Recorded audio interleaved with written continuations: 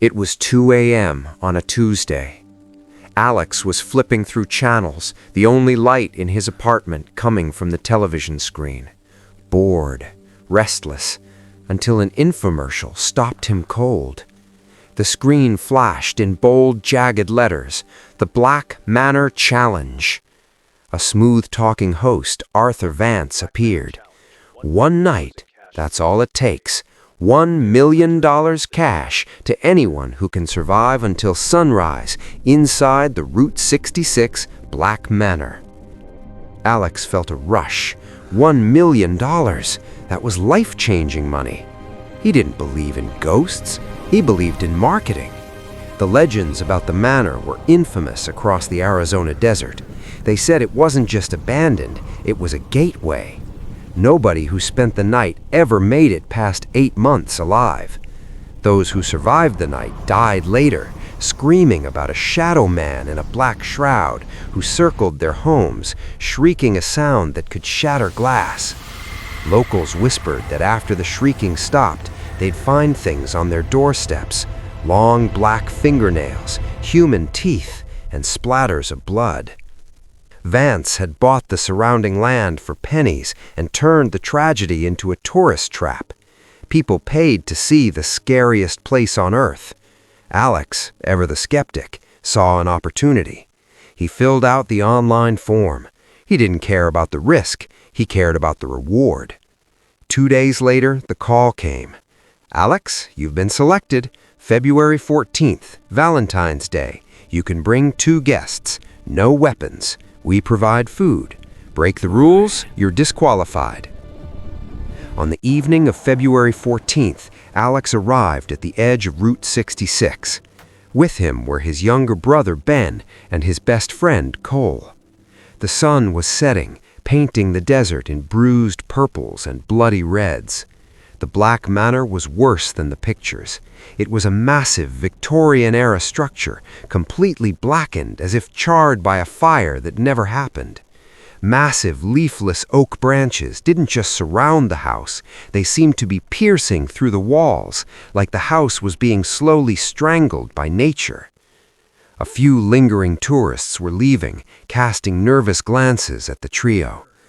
"Guys, if this place is actually haunted," Cole muttered, rubbing his arms. Alex laughed, loud and forced. "Haunted, Cole? Ghosts don't have a schedule. They don't just punch in at 9 p.m. and leave at dawn. This is all a show." Arthur Vance arrived with his team, smiling a salesman's smile. "Welcome, gentlemen. I see you're ready. Just a reminder, no one has ever made it. And those who tried, well, they aren't here to talk about it." "Cut the crap, Vance," Alex said, stepping forward. "What's the final prize?" Vance's smile didn't waver. $1 million. Each.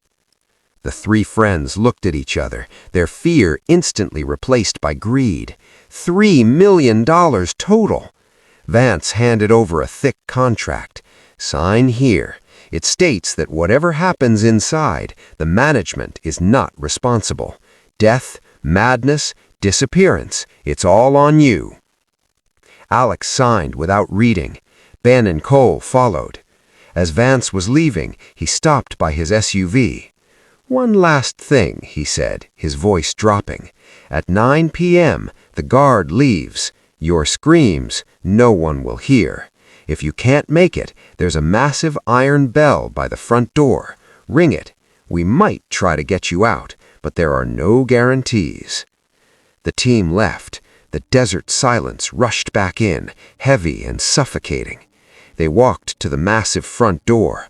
A simple sign was nailed to it.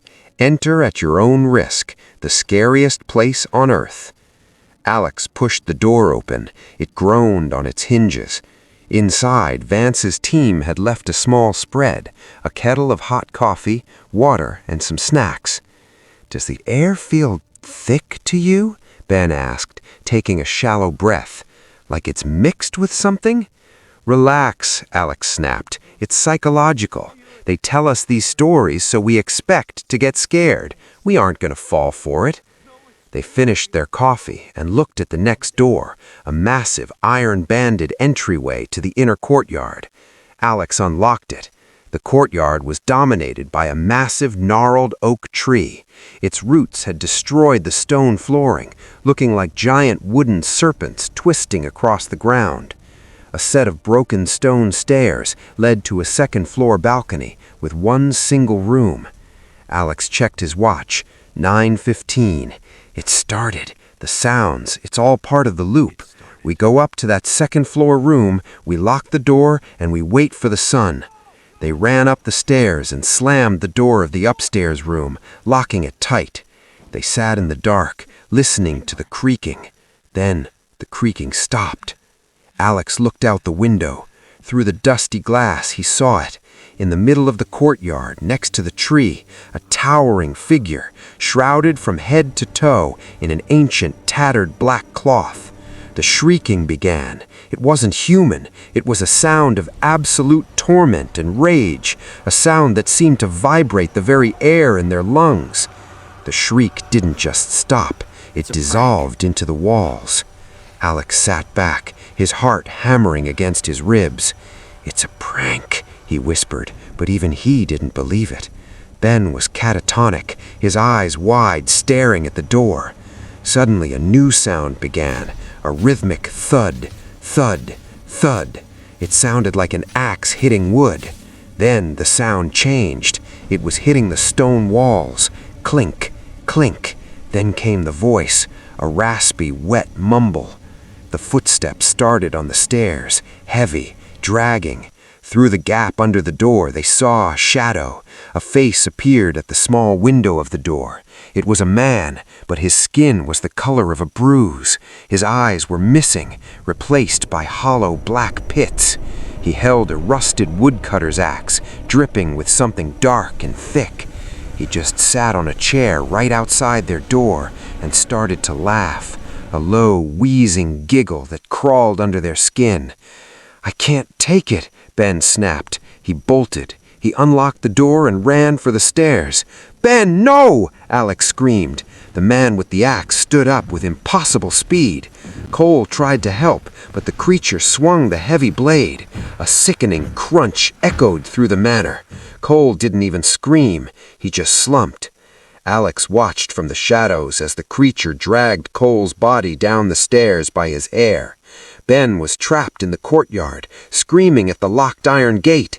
He reached for the rescue bell, but the axeman was faster. Alex watched paralyzed as his brother was dragged toward the gnarled oak tree. The shadow man in the black shroud appeared again, watching as the axe rose and fell, again and again. The courtyard floor was no longer gray. It was stained a deep, dark crimson. Alex knew he was next. He climbed out the second-story window, sliding through a thick oak branch. He hit the ground and sprinted for the front gate.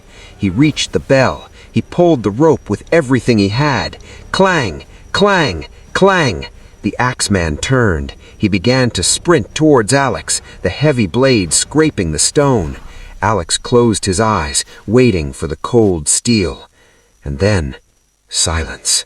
Rays of the Arizona sun hit the scorched walls of the manor.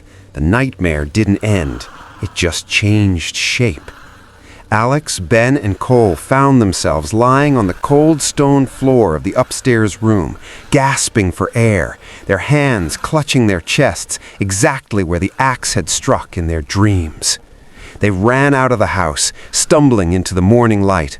Arthur Vance was standing by the iron gate, checking his gold watch with a chillingly calm expression. "Morning, gentlemen," Vance said, his voice as cold as ice. "Check your phones. The transaction is complete." Alex pulled out his phone. $3 million. The sight of the numbers made him laugh hysterically. "We did it! We survived that hellhole! It was all just mind games, Vance! You couldn't break us!" Alex shouted, his voice cracking with relief. Vance didn't argue. He just watched them drive away, a small, dark smile playing on his lips. Back in the city, the fear seemed like a distant memory. That night, they threw a massive party at Alex's apartment. Music, expensive champagne, and the feeling of being invincible. They were rich. They were heroes. But as the clock struck 1 a.m., the last guest left, and the silence returned. The three of them collapsed onto the sofas, exhausted. But as soon as Alex closed his eyes, he wasn't in his luxury apartment anymore. He felt the rough bark of the oak tree against his back. He felt the cold iron chains around his wrists.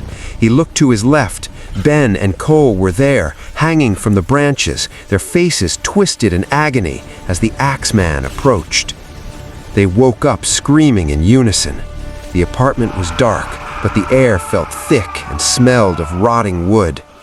"It was just a dream," Ben whispered, trembling. But then he looked at his chest.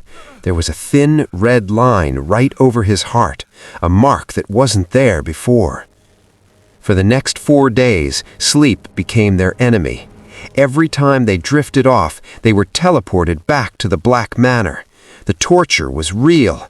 They could feel the steel of the axe slicing through their skin, the sensation of their bones shattering, the smell of their own blood. Every night, the Axeman was slower, more methodical, making the pain last longer. By the 5th day, they were husks of men. They stopped eating. They stopped talking. They just sat in the middle of the living room, staring at the walls, terrified that if they blinked, the manor would claim them again. On the 6th morning, the silence in the apartment was absolute. When the police finally broke down the door after neighbors reported a smell of decay, they found a scene that defied logic. Alex, Ben, and Cole were dead. They were sitting in a circle, their eyes wide open, frozen in a mask of pure, unadulterated terror. The coroners were baffled. There were no signs of a break-in, no struggle, no weapons. But the medical reports stated something impossible. All 3 men had died from massive internal trauma, as if their ribs had been crushed and their hearts punctured by a heavy, blunt object. Yet their skin remained perfectly intact. The lead detective walked out onto the porch to catch his breath. As he looked down at the welcome mat, he froze. Neatly arranged in a small ritualistic pile were 3 long blackened fingernails and a handful of bloody human teeth. The money was still in their accounts, untouched, but the Black Manor didn't want their signatures, it wanted their souls. The challenge remains open. $1 million is waiting for the next brave soul. But remember, the sun only sets the stage for a nightmare that never ends.